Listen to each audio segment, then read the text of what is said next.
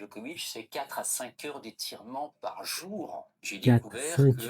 les meilleurs joueurs de tennis de la planète, que ce soit Monsieur Federer qui est à la retraite ou Monsieur Djokovic qui arrive en fin de carrière, c'est des gens qui ont toujours fait des étirements. Monsieur Oui. Djokovic, c'est 4 à 5 heures Et d'étirement surtout pas par de tennis, jour. hein. 5 heures, sérieusement. Je suis Dumortier Benjamin, préparateur physique, coach sportif et formateur. Voici la vidéo pourquoi c'est du bullshit tout ça. Au-delà de ces propos rapportés, on va considérer que cette personne se trompe de bonne foi. On va essayer d'exercer notre esprit critique et d'avoir un raisonnement logique pour savoir si cette possibilité de 5 heures d'étirement par jour est faisable. On rappelle que basiquement, dans une journée, il y a quand même 24 heures et que Djoko et Federer sont des tennisman avant toute chose. On va s'intéresser à un des premiers principes fondateurs de l'humanité, le sommeil. Il y a des articles qui sont apparus sur le temps de sommeil de Federer et d'autres sportifs de haut niveau que vous pouvez voir ici, notamment Tiger Woods avec son déficit chronique de sommeil. Federer, il dort 11 à 12 heures par jour, 11 heures en nuit, plus 1 heure de sommeil en sieste.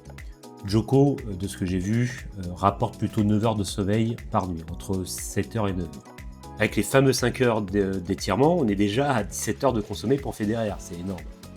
Et dans ces 7 heures qui restent, il doit être en mesure de s'entraîner pour le tennis, faire de la prépa physique, être en mesure d'être sollicité par les médias, etc., par ses obligations publicitaires. Vous comprenez que là, ça devient problématique. Ce genre de propos ne peuvent pas être considérés.